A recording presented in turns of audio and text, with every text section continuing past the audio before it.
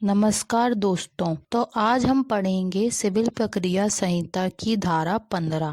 वह न्यायालय जिसमें वाद संस्थित किया जाए, court in which suits to be instituted. तो धारा 15 के बारे में पहले हम बेयर एक्ट में पढ़ेंगे, उसके बाद इसे आसान भाषा में समझेंगे। तो बेयर एक्ट में लिखा है कि धारा 15 वह न्यायालय जिसमें वाद संस्थित किया जाए। हर वाद उस निम्नतम श्रेणी के न्यायालय में संस्थित किया जाएगा जो उसका विचारण करने के लिए सक्षम है। अब हम धारा 15 को समझने की कोशिश करते हैं। धारा 15 में लिखा है कि हर वाद उस निम्नतम श्रेणी के न्यायालय में संस्थित किया जाएगा जो उसका विचारण करने के लिए सक्षम है। इसका मतलब है कि हर वाद यानी कोई भी वाद, कोई भी केस किस न्यायालय में संस्थित किया जाएगा। संस्थित होता है दाखिल करना। किस न्यायालय में दाखिल किया जाएगा? जो निम्नतम श्रेणी का न्यायालय है, यानी कि सबसे नीचे का न्यायालय या सबसे छोटा न्यायालय। ऐसे न्यायालय में कोई भी केस दाखिल किया जा सकता है, लेकिन इसमें शर्त यह है कि वह निम्नतम श्रेणी का न्यायालय उस मामले का विचारण यानी सुनवाई करने के लिए सक्षम होना चाहिए। अब सवाल ये उठता है कि कौन सा न्यायालय सक्षम है और कौन सा न्यायालय सक्षम नहीं है, ये कैसे पता चलेगा? इसके लिए न्यायालय के क्षेत्राधिकार को, न्यायालय की अधिकारता को 4 भागों में बांटा गया है। एक होती है विषय वस्तु संबंधी अधिकारता, दूसरी होती है स्थानीय या प्रादेशिक या क्षेत्रीय अधिकारता, तीसरी होती है आर्थिक अधिकारता और एक चौथी अधिकारता भी होती है जो होती है आरंभिक अधिकारता। आरंभिक यानी सबसे पहले मामला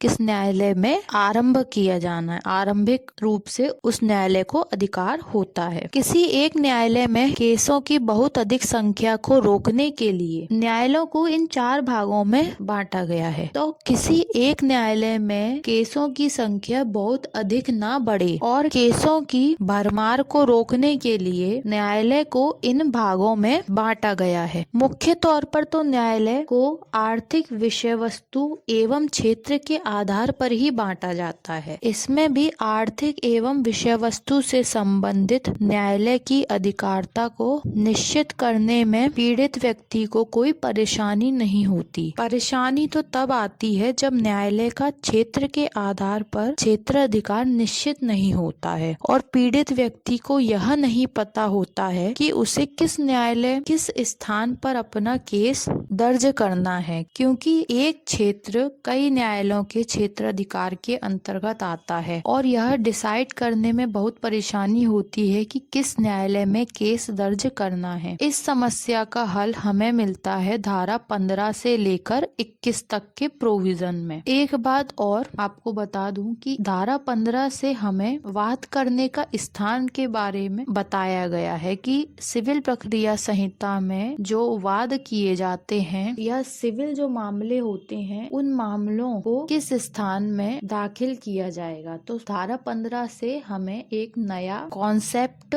एक नया प्रोविजन देखने को मिलता है जो हमें यह बताता है कि किस स्थान पर केस को दर्ज किया जाना है। तो धारा 15 हमें बताती है कि हर वाद जो होगा वह निम्नतम यानी सबसे छोटी श्रेणी, मतलब सबसे छोटे लेवल के न्यायालयों में दाखिल किया जाएगा, लेकिन उस न्यायालय को उस मामले का विचारण करने के लिए सक्षम होना चाहिए। यह सबसे जरूरी बात है। यदि न्यायालय सक्षम नहीं होगा तो मामला न्यायालय में दर्ज भी नहीं होगा। तो सबसे पहले पीड़ित व्यक्ति को किसी केस को दाखिल या दर्ज करने से पहले स्थान को निर्धारित करना होता है। तो सबसे पहले पीड़ित व्यक्ति को यदि अपना कोई केस दर्ज करना है जो सिविल मामलों से संबंधित है, तो उसे केस दाखिल करने से पहले उस स्थान का निर्धारण करना होगा जिस स्थान से संबंधित उसका मामला है। चाहे वह किसी विषय वस्तु से संबंधित हो सकता है, तो जिस स्थान पर उसकी विषय वस्तु है या जिस स्थान पर उसकी भूमि, जमीन या कोई अचल संपत्ति है उसी स्थान पर उसको केस दाखिल करना होगा। तो सबसे पहले उसे यह निर्धारित करना होगा कि उसे किस स्थान पर अपना केस दाखिल करना है। उसके स्थान निर्धारित करने के बाद ही यह डिसाइड होगा कि एक विशेष स्थान में स्थित किस न्यायालय में उसका वाद संस्थित किया जाएगा। पहले वह अपना स्थान निर्धारित करेगा और उसका स्थान निर्धारित करने के बाद ही यह डिसाइड होगा कि उसका मामला उस स्थान के